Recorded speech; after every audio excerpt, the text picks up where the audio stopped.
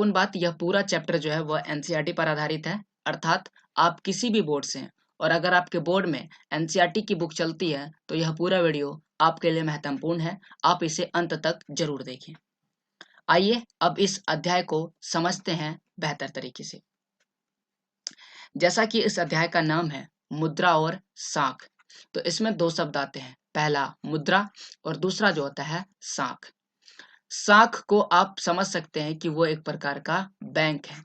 आप किसी भी बैंक में पैसे जमा करने या निकालने के लिए जाते हैं तो वहां पर आपसे एक शब्द पूछा जाता है या आप उसको फिल करते हैं, भरते हैं, पूछा जाता है कौन सा ब्रांच है।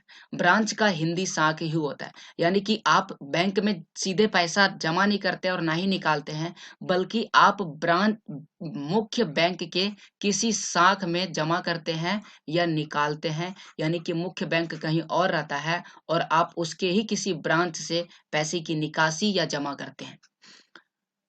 तो ये आधुनिक मुद्रा का रूप है जिसका प्रयोग करके भारत में हम विभिन्न वस्तुएं खरीदते हैं, बेचते हैं। अगर आप किसी वस्तु को बेचते हैं उसके बदले में आपको मुद्रा मिलता है।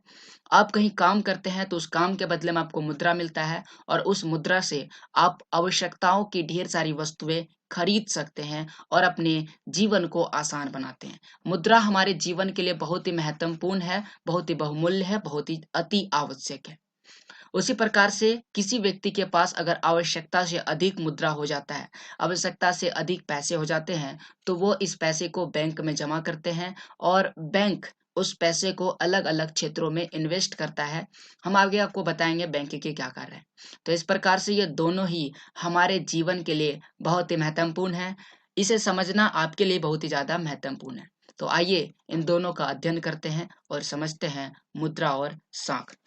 मुद्रा विनिमय का माध्यम है, याद रखिएगा, परंतु आज से अगर कुछ समय पहले जाइएगा तो उस समय दुनिया में मुद्रा नहीं थी, पैसे नहीं थे।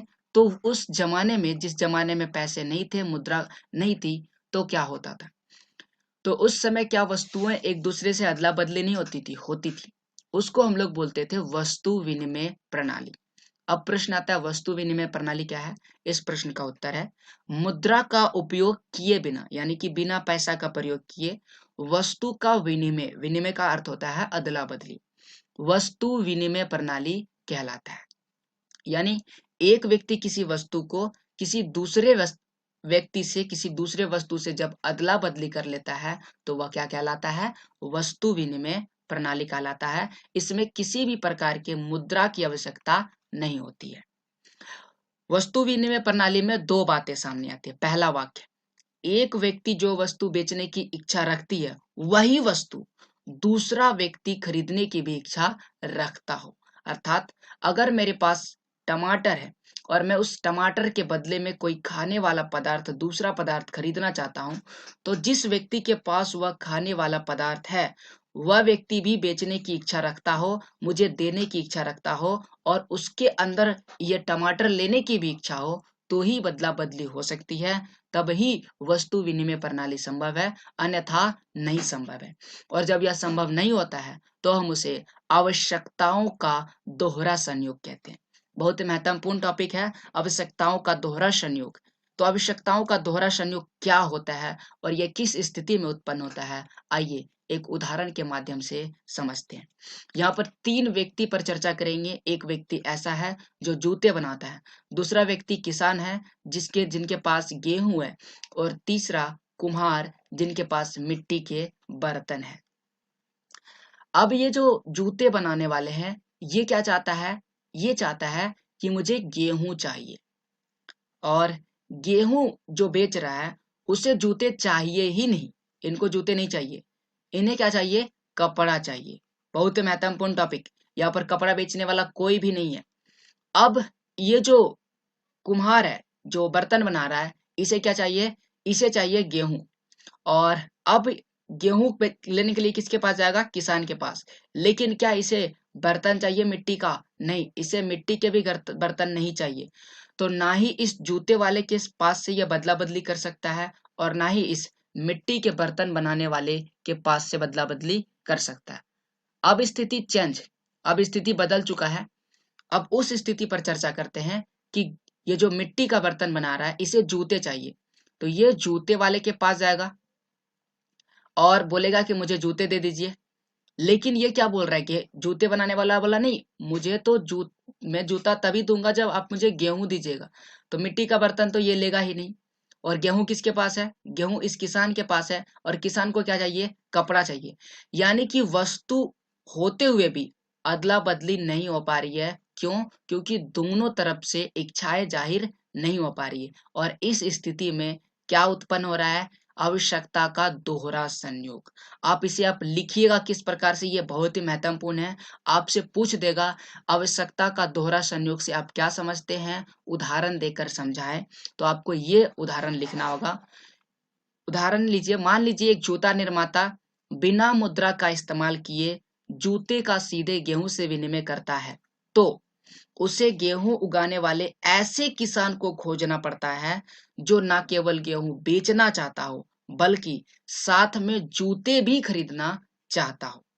अर्थात दोनों पक्ष एक दूसरे की चीजें खरीदना और बेचने पर सहमति रखते हो, और इसे ही आवश्यकताओं का दोहरा संयोग कहा जाता है। तो यह था आवश्यकताओं का दोहरा संयोग। परंतु अगर यहाँ पर मुद्रा आ जाता है तो इसे पूर्ण रूप से समाप्त कर देता है, और इसीलिए हम कहते हैं मुद्रा क्या है? मुद्रा विनिमय का माध्यम है। अब आइए, मुद्रा क्या करता है? मुद्रा मध्यवर्ती भूमिका प्रदान करके आवश्यकताओं के दोहरे संयोग की जरूरत को खत्म कर देती है। चूंकि मुद्रा विनिमय प्रक्रिया में मध्यस्थता का काम करती है, इसलिए इसे विनिमय का माध्यम कहा जाता है। मध्यवर्ती भूमिका क्या होती है, आइए इसको समझते हैं। अब मान के चलिए कि जूता निर्माता के लिए अब यह जरूरी नहीं रह जाता है कि वह ऐसे किसान को ढूंढे जो न केवल उसके जूते खरीदे बल्कि साथ में गेहूं भी बेचे। अब उसको ये चीज करना ही नहीं है। अब उसको क्या करना है? अब उसे केवल जूते के लिए खरीदार ढूंढना है। यानी कि जूता बेच दिए, जूते के बदले में उसे मुद्रा मिल गया, पैसा मिल गया। अब उस मुद्रे से बाजार में गेहूं खरीदे या फिर वह अपनी आवश्यकता की अन्य वस्तुएं खरीदे, उससे कोई लेना देना नहीं। तो इस प्रकार से मुद्रा क्या करता है? आवश्यकता के दोहरे संयोग को खत्म करके बीच में जो समस्या था, जूते वाले को ऐसे व्यक्ति खोज ढूंढने की जरूरत थी जो उसका गेहूं भी ले और जूता भी बदले। तो ये जो मध्यवर्ती समस्या था, मध्यवर्ती भूमिका प्रदान करके ये जो दोहरा संयोग था इसे खत्म कर देता है, और मुद्रा सीधे समस्या का हल कर देता है। इसलिए आज आधुनिक युग में मुद्रा हमारे लिए अति आवश्यक हो चुका है। तो हमने समझ लिया मुद्रा क्यों आवश्यक है। अभी हमने मुद्रा के विषय में विशेष जानकारी नहीं लिया। अब आइए हम लोग मुद्रा के विषय में पढ़ते हैं। अब अगर हम आपसे पूछे कि मुद्रा का आधुनिक रूप क्या है, तो आप वर्तमान में जो पैसे देख रहे हैं वही मुद्रा का आधुनिक रूप है, और ये हमारे भारतीय रुपये का प्रतीक चिन्ह है। अगर इसका उत्तर है तो मुद्रा के आधुनिक रूप करेंसी, करेंसी कहते हैं इसे, करेंसी कहते हैं। और करेंसी में क्या होता है? कागज के नोट होते हैं और सिक्के हैं, याद रखिएगा। करेंसी में कागज के नोट और सिक्के हैं। परंतु आज से लगभग 1000 वर्ष पहले कागज के नोट नहीं चलते थे, केवल बहुमूल्य सिक्के, बहुमूल्य जिसकी कीमत जैसे सोने, चांदी, हीरे, इन सब की मुद्राएं कह सकते हैं, इन सब की सिक्के चलते थे, क्योंकि उसकी कीमत जो था उस वस्तु के बराबर होता था, इसलिए बहुमूल्य सिक्कों का प्रचलन था। परंतु उसे बंद कर दिया गया और कागज के नोट और करेंसी लाया गया। चूंकि जो भारत में भारतीय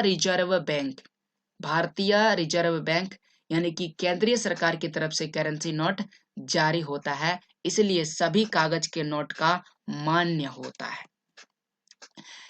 अगर हम करेंसी के विषय में पढ़ रहे हैं तो इससे जुड़े हुए कुछ कानून या कुछ शब्द के विषय में जानकारी होना बहुत ज्यादा जरूरी है। तो भारतीय कानून के अनुसार किसी भी व्यक्ति या संस्था को मुद्रा जारी करने की इजाजत नहीं है, यानी कि कोई भी व्यक्ति मुद्रा को नहीं छाप सकता है, केवल भारतीय सरकार ही छापेगी, ही मुद्रा जारी करेगा। इसके अलावा कानून विनिमय के माध्यम के रूप में रुपए के इस्तेमाल करने की वैधता प्रदान करता है। जिसे भारत में सौदे की अदायगी के लिए मना नहीं किया जा सकता, यानी कि कोई भी व्यक्ति मुद्रा के लेन-देन को मना नहीं कर सकता है। अगर भारत में कोई व्यक्ति कानूनी तौर पर रुपए में अदायगी को अस्वीकार करता है तो उसके खिलाफ कानूनी कार्रवाई हो सकती है और इसीलिए रुपए की अदायगी को अस्वीकार नहीं कर सकता है। ये था भारतीय कानून के अनुसार। और भी चीज है और इन सभी कानूनों के चलते जो रुपए है वह व्यापक रूप से विनिमय का माध्यम स्वीकार किया जाता है। बहुत बड़े स्तर पर विनिमय के माध्यम में रुपए को स्वीकार किया जाता है, कोई भी इसे मना नहीं करता है और ये हमारे जीवन को आसान बना देता है। तो ये था मुद्रा के विषय में। लेकिन कभी कभी किसी व्यक्ति के पास आवश्यकता से अधिक मुद्रा हो जाता है, अर्थात आपको 100 रुपये मुद्रे की जरूरत है दिन भर में और आप काम करने के बाद आपके पास 500 रुपये प्रतिदिन आ जाता है। तो इस प्रकार से आपके पास ये जो 400 रुपये अतिरिक्त मुद्रा है, आप इसे क्या कीजिएगा, आप इसे बैंकों में जमा कर सकते हैं और इसे हम बैंकों में निक्षेप कहते हैं। लोग मुद्रा बैंकों में निक्षेप के रूप में रखते हैं। किसी समय पर लोगों की रोजमर्रा की आवश्यकता के लिए कुछ ही करेंसी की जरूरत होती है, कुछ ही मुद्रा की जरूरत होती है और इसीलिए जो अतिरिक्त मुद्रा होता है उसे कहाँ पर जमा कर देते हैं, बैंकों में जमा कर देते हैं। जो अतिरिक्त नगद है उसे बैंकों में जमा कर देते हैं और इसके लिए वहां पर बैंक में आपको एक खाता खुलवाने की जरूरत होती है और खाता खुलवा कर आप बैंक में पैसे जमा करवा सकते हैं। बैंक ये जमा स्वीकार करता है। अगर आप बैंक में पैसा जमा करने के लिए जाते हैं तो वो मना नहीं करेगा, बैंक आपके पैसे को जरूर लेगा, स्वीकार कर लेगा और पैसे लेगा ही नहीं बल्कि आपको पैसे में सूद भी देगा, सूद, ब्याज जिसे कहते हैं। और इस तरह लोगों का जो धन है यानी कि जो पैसा है वो बैंकों के पास सुरक्षित भी रहता है और इसके बदले में सूद भी मिल जाता है। तो यह था बैंकों में निक्षेप। बैंक से जुड़ी हुई एक और बात हम लोग पढ़ते हैं। बैंक में जो जमा मुद्रा होता है उसे हम लोग मांग जमा कहते हैं, मांग जमा, महत्वपूर्ण टॉपिक। अब प्रश्न आता है कि बैंकों में जमा को मांग जमा क्यों कहते हैं। देखिए, लोग अपनी आवश्यकता के अनुसार बैंक में रखे धन को निकालने की सुविधा उपलब्ध होती है, यानी कि बैंक में जो भी जमा राशि है आप उसे कभी भी किसी भी समय निकाल सकते हैं क्योंकि वह आपकी मुद्रा है, आपने जो जमा करके रखा है। चूंकि बैंक खातों में जमा धन को मांग के जरिए आपको एक मांग पत्र भरना पड़ेगा कि मुझे इतने रकम की जरूरत है या मुझे सभी पैसे की जरूरत है, मुझे सभी पैसे चाहिए। आपको एक कह सकते हैं पर्चे में फिल भर के देना होगा जिसे मांग के जरिए कहते हैं। तो मांग के जरिए निकाला जा सकता है और इसीलिए इस जमा को मांग जमा कहा जाता है। तो यह था बैंक के विषय में, बैंक में जमा राशि और बैंक जमा क्या होता है, या मांग जमा क्या होता है, निक्षेप क्या होता है, मैंने इन सभी शब्दों को आपको बताया। अब आइए आगे बढ़ते हैं और यहाँ पर महत्वपूर्ण टॉपिक चेक। चेक क्या होता है? चेक बैंक ही जारी करता है और बैंक इस चेक को अपने बैंक में जमा किए गए जो कस्टमर होता है जिसे कह सकते हैं ग्राहक को जारी करता है। प्रश्न है चेक क्या है? आप इस प्रश्न का उत्तर एग्जाम में सेम एज भी लिख सकते हैं। चेक एक ऐसा कागज है जो बैंक को किसी व्यक्ति के खाते से चेक पर लिखे नाम के किसी दूसरे व्यक्ति को एक खास रकम भुगतान करने का आदेश देता है। अर्थात एक बैंक, मान के चलिए एक खाता है जो रमेश का खाता है, रमेश मान के चलते हैं, और वह चेक देता है, किसको देता है? प्रेम को। तो वो खाते में किसका नाम लिखेगा, माफ कीजिए, चेक पर किसका नाम लिखेगा? प्रेम का नाम लिखेगा। रमेश अपना नाम नहीं लिखेगा, रमेश का वो अपना सिग्नेचर करेगा। तो इस प्रकार से चेक कुछ इस प्रकार से दिखता है। आधुनिक चेक में कुछ परिवर्तन हो सकता है लेकिन चेक कुछ इस प्रकार से दिखता है।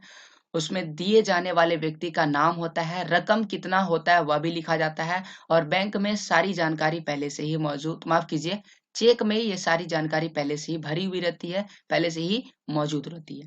तो ये था चेक के विषय में जानकारी जो बैंक ही जारी करता है। और चेक एक प्रकार के मुद्रा का रूप है जिसका प्रयोग हम मुद्रा के रूप में कर सकते हैं।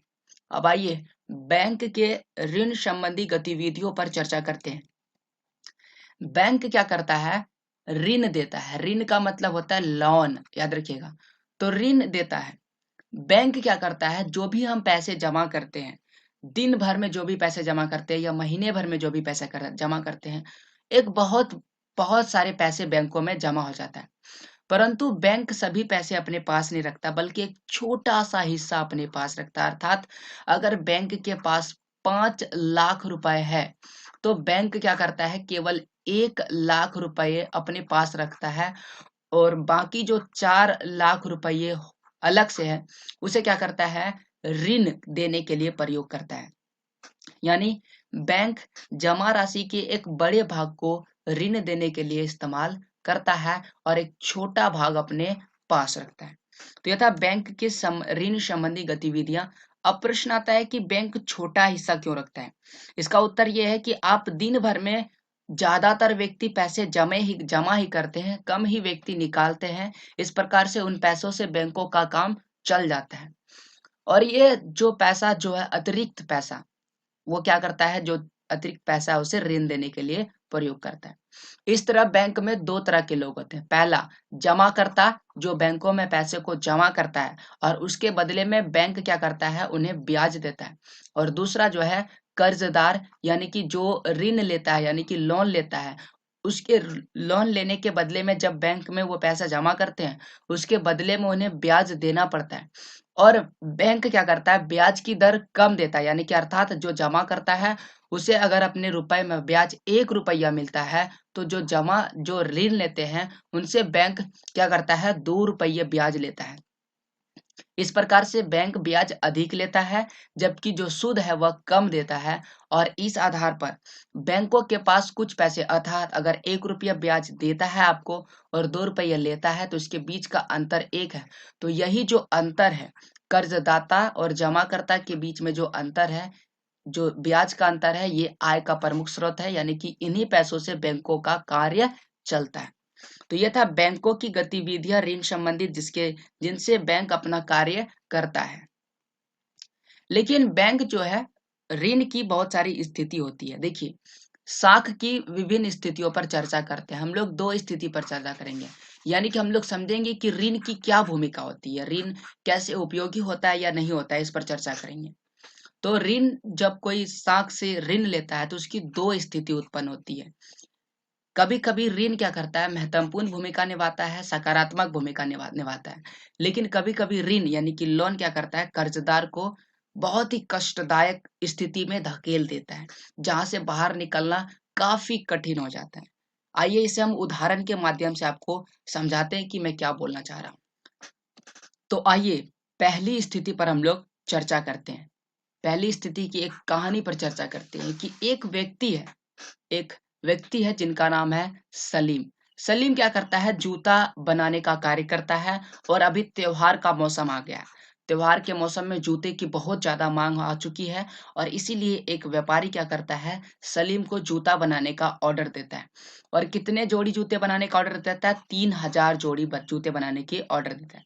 इतने सारे जूते बनाने के लिए उसे बहुत सारी चीजों की जरूरत होती है, जैसे सिलाई मशीन की जरूरत होती है, चिपकाने के लिए जो भी गम वगैरह प्रयोग किया जाएगा उसकी जरूरत होती है। अतिरिक्त मजदूर, बहुत सारे जूते हैं तो मजदूर की भी अधिक जरूरत पड़ेगी। और किस चीज की जरूरत पड़ेगी, कच्चे माल की जरूरत पड़ेगी।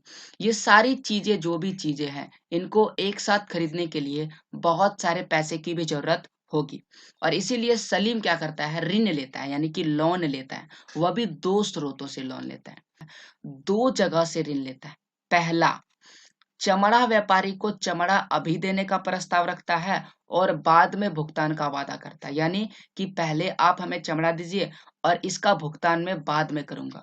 और दूसरा क्या करता है, वह बड़े व्यापारी, जो व्यापारी उनको जूता बनाने का ऑर्डर देता है ना, उनसे बोलता है कि मुझे 1000 जूतों का जो है ना पहले भुगतान चाहिए।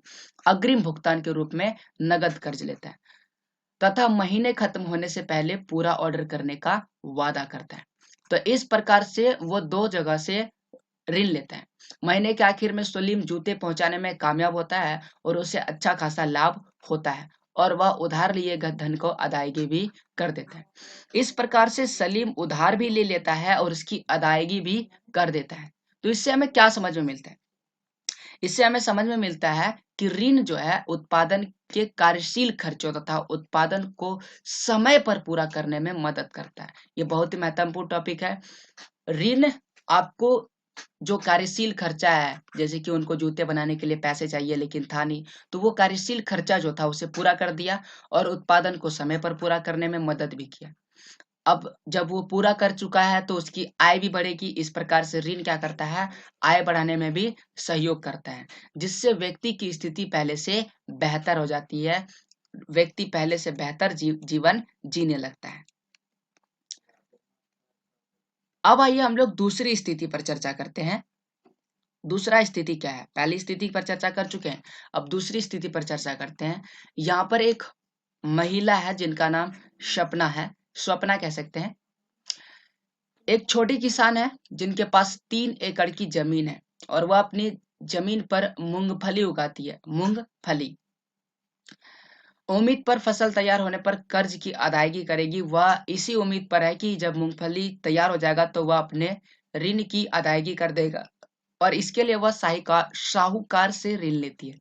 साहूकार से ऋण लेती है। साहूकार एक ऐसा व्यक्ति है जो ऋण प्रदान करता है, जो अमीर व्यक्ति होता है जो गरीबों को ऋण देता है और उसके बदले में वो बहुत ज्यादा ब्याज लेता है। इसके विषय में हम आगे बताएंगे। फसल उगाने के लिए बीज की जरूरत पड़ती है और उसमें मेहनत की जरूरत पड़ती है और उसमें समय समय पर कीटनाशकों का छिड़काव भी करना जरूरी होता है, जो बहुत ही ज्यादा महंगी होती है। लेकिन इनसे कोई किसी भी तरह का खास फर्क नहीं पड़ता है स्वप्ना के फसल पर, और साल के अंदर जो कर्ज का रकम है वो नहीं लौटा पाती, क्योंकि खेती जो है वह बर्बाद हो जाती है और इसके लिए वो अगले साल स्वप्ना की खेती को दोबारा उधार लेना पड़ता है। यानी कि स्वप्ना जो आता है फिर से उधार लेता है और वह क्या सोचती है कि फिर से फसल तैयार होगा, फिर से मैं कर्ज को लौटा दूंगा, लेकिन इस बार फिर से वापस जो है फसल बर्बाद हो जाती है और अब उसके पास कर्ज लौटाने के लिए पैसे भी नहीं रहते हैं। इस प्रकार की जो सपना है वह 2 बार कर्ज लेती है लेकिन दोनों बार ही लौटाने में असफल रहती है और इस प्रकार से स्वप्ना किसी कर्ज जाल में फंस जाती है। कर्ज लेती है, नहीं लौटा पाती है, फिर से कर्ज लेती है, फिर से नहीं लौटा पाती है और इस स्थिति में स्वप्ना क्या होती है, कर्ज जाल में फंस जाती है। ऐसे में इसकी जमीन की बिक्री हो सकती है, साहूकार इसके जमीन को हड़प सकता है और इसकी स्थिति पहले से खराब हो सकती है। तो यह दूसरे टॉपिक से हमारे सामने जो बात निकल कर आती है वह यह है कि ऋण जो है कर्जदार को ऐसी परिस्थिति में धकेल देता है जहां से बाहर निकलना काफी कष्टदायक होता है। वो बाहर ही नहीं निकल सकता है। ऋण व्यक्ति को अपने जाल में फंसा देता है, अपने जाल में फंसा देता है। उसकी स्थिति पहले की तुलना में बदतर हो जाती है, बहुत ही खराब स्थिति हो जाती है। तो यह था ऋण के विषय में दो स्थिति, इन दोनों स्थितियों पे हमने चर्चा किया। उम्मीद करते हैं इन दोनों स्थिति के विषय में आपको बेहतर तरीके से समझ में आ गया होगा। इन दोनों स्थिति को पढ़ने के बाद हमारे सामने जो निष्कर्ष निकलता है वह यह है कि ऋण उपयोगी होगा या नहीं, हमें नहीं पता है। यह जो है परिस्थिति के खतरों और हानि होने पर प्राप्त सहयोग की संभावना पर निर्भर करता है। अर्थात अगर स्वप्ना की खेती अच्छी होती है, मूंगफली की खेती अच्छी होती है और अगर कह सकते हैं कि बारिश अच्छा होता है, उनके फसलों में कीड़ा नहीं लगता, तो वो बहुत ही बेहतर जीवन जीती। और अगर खराब हो गया तो वो कह सकते हैं उनकी जिंदगी खराब होगी। उसी प्रकार से जो सलीम की कहानी पढ़े थे, जूता निर्माता, हो सकता था अगर उसका मजदूर जूते को खराब कर देता तो जो व्यापारी है उसके जूते को ऑर्डर नहीं लेता या फिर उससे बोलता है कि आपने जूते खराब बनाया और उससे नहीं लेता। तो यहाँ पर हम लोग के सामने जो टॉपिक निकल के आता है, ये परिस्थिति की खतरों और संभावनाओं पर निर्भर करता है, ना कि ऋण लेने पर आपकी जिंदगी बेहतर होगी। ऐसा नहीं है कि ऋण लीजिएगा और आपकी जिंदगी बेहतर हो जाएगी, ये आपकी परिस्थिति पर निर्भर करता है। तो हमने ऋण की दो स्थितियों पर चर्चा कर लिया। अब आइए ऋण की शर्तों को अध्ययन करते हैं। सबसे पहला टॉपिक, ऋण की शर्तों की परिभाषा क्या होती है। तो ब्याज दर, समर्थक ऋणधार, आवश्यक कागजात और भुगतान के तरीकों को सम्मिलित रूप से ऋण की शर्तें कहते हैं। यानी ये सारी चीजें ऋण की शर्तें कहलाता है। अब आइए मान के चलिए कि आप, माफ कीजिए आगे आ गए, एक मकान खरीदना चाहते हैं और उसके लिए ऋण लेना है। तो आपको मकान खरीदने में जितने रकम की जरूरत पड़ेगी आप इसमें रकम लिखिएगा। जैसे कि अगर आपको 2 लाख रुपए की जरूरत है तो आप इसमें 2 लाख फिल कीजिए। और उसके बाद आप ऋण की अवधि कितने समय में इसे वापस कीजिएगा। अगर आप बोलिएगा मैं इसे 5 साल में वापस कीजिएगा करूंगा तो यहाँ पर आपको 5 साल लिखना होगा। अगर आप बोलिएगा 2 साल में तो आपको यहाँ पर 2 साल लिखना होगा। उसके बाद इस आपको ऋण क्यों देगा, इसके लिए आपको कुछ आवश्यक कागजात देना पड़ेगा। जैसे आप जमीन के कागजात या फिर और कोई कागजात दे सकते हैं। ब्याज की दर क्या होगी, अगर 2% होगा तो यहाँ पर 2% लिखा जाएगा। अदायगी का स्वरूप कैसा होगा, किस प्रकार से ब्याज दीजिएगा आप, महीने में, सप्ताह में, साल में, किस प्रकार से दीजिएगा। समर्थक ऋणदार, अगर आप कह सकते हैं ऋण को वापस नहीं करते हैं तो कौन इसे वापस करेगा माफ कीजिए, इसकी जिम्मेदारी कौन लेगा।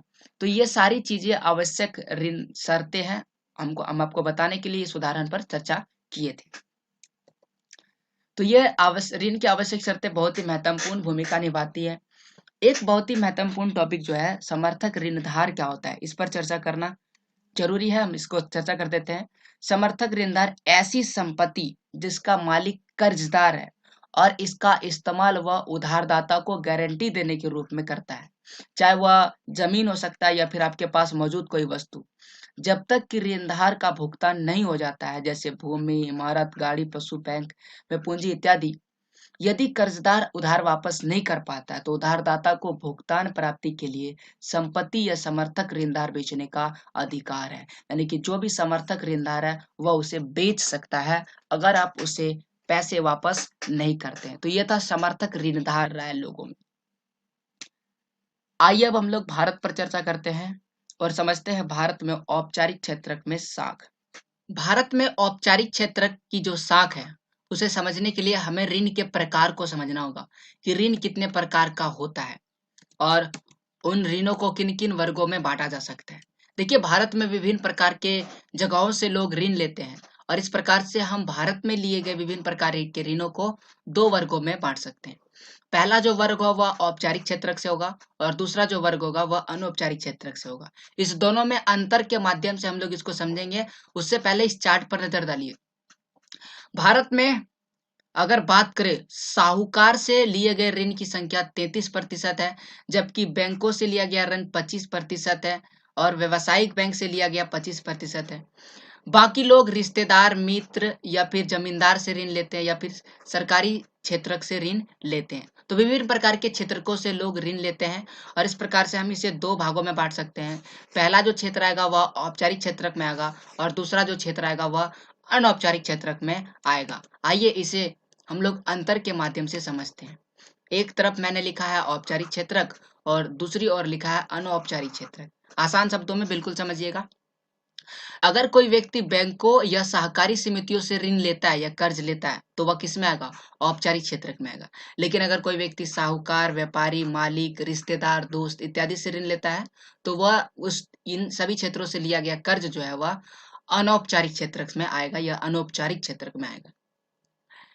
अगर आप औपचारिक क्षेत्र से ऋण लेते हैं तो इस पर निगरानी रखने वाला, इसकी कार्य प्रणाली पर नजर रखता है, कौन रखता है, भारतीय रिजर्व बैंक। अगर आप अनौपचारिक क्षेत्र से लेते हैं तो इसमें ऋणदाताओं की गतिविधि की देखरेख करने वाला कोई संस्था नहीं, कोई भी ऋणदाता को नहीं देखता है कि वो क्या कर रहा है, नहीं कर रहा है। इसमें ब्याज की दरें कम वसूला जाता है और औपचारिक ऋणदाताओं की तुलना में अनौपचारिक क्षेत्र के ज्यादातर ऋणदाता अधिक ब्याज वसूल करते हैं। सिंपल सा है, औपचारिक क्षेत्र में कम ब्याज लिया जाता है जबकि अनौपचारिक क्षेत्र में अधिक ब्याज वसूल किया जाता है। इसमें ऋण की दरें जो है निश्चित होती है। ऋण में जो दर है 2%, 3%, 5%, जो भी दर है वह निश्चित होता है। जबकि इसमें अगर आप दर लीजिएगा तो इसमें दरें निश्चित नहीं होती बल्कि ऐच्छिक दर होता है। जो आपको ऋणदाता की जो मर्जी होगी, कर्जदार को जो मर्जी होगा कर्ज देने का, वो अपनी मर्जी से देगा ऋण की दरें। तो ये था औपचारिक क्षेत्रक और अनौपचारिक क्षेत्रक में अंतर। आप चाहे तो इसे नोट कर सकते हैं, आप सेम है जिस तरह से परीक्षाओं में लिखने के लिए। आइए अब दोनों शाखाओं पर जरा गौर करते हैं और देखते हैं कि अभी जो शहरी परिवार द्वारा लिए गए कुल ऋणों में कितना प्रतिशत औपचारिक तथा कितना प्रतिशत अनौपचारिक था। शहर पर नजर डालते हैं।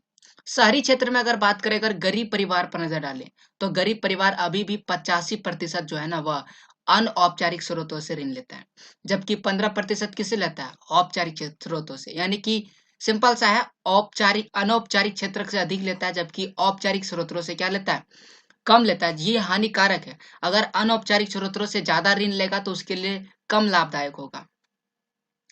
उसी प्रकार से अगर हम थोड़ा सा अधिक गरीब से थोड़ा अधिक यानी कम संपत्ति वाले परिवार पर डालें तो उसकी स्थिति थोड़ी बेहतर है। वह अनौपचारिक स्रोतों से 53% लेता है, जबकि औपचारिक स्रोतों से 47%। यही अगर अमीर परिवार की बात करें तो अमीर परिवार क्या करता है? वह ज्यादातर किससे लेता है? औपचारिक स्रोतों से, यानी बैंकों से लेता है या फिर कोई और स्रोतों से लेता है। औपचारिक स्रोतों से लेता है ज्यादातर। अब इससे क्या फायदा होने वाला? अगर औपचारिक और अनौपचारिक स्रोतों से लेता है तो क्या फर्क पड़ता है, इस पर नजर डालते हैं। और किस प्रकार से अनौपचारिक स्रोतों से जो ऋण की जो भूमिका है उसे खत्म करके औपचारिक स्रोतों से में बढ़ाना है।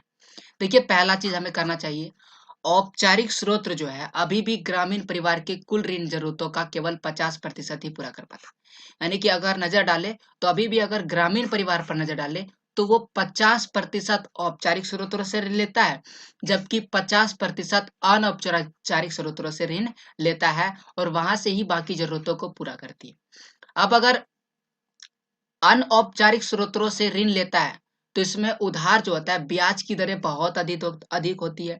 अगर ब्याज की दरें अधिक होगी तो आय जो है बढ़ेगा नहीं, आय बढ़ने का काम जो है वह कम होगा, यानी कि लोगों का आय नहीं बढ़ेगा, और आय नहीं बढ़ेगा तो जो गरीब है वो और गरीब होता चला जाएगा।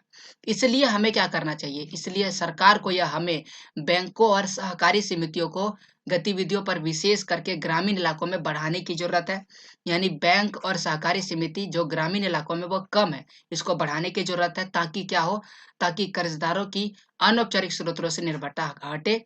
अगर लोगों की निर्भरता अनौपचारिक स्रोतों से घटता चला जाएगा तो लोगों की माफ कीजिएगा, आय जो है वह बढ़ता चला जाएगा, और आय बढ़ता चला जाएगा तो देश में गरीबी क्या होता चला जाएगा? कम होता चला जाएगा।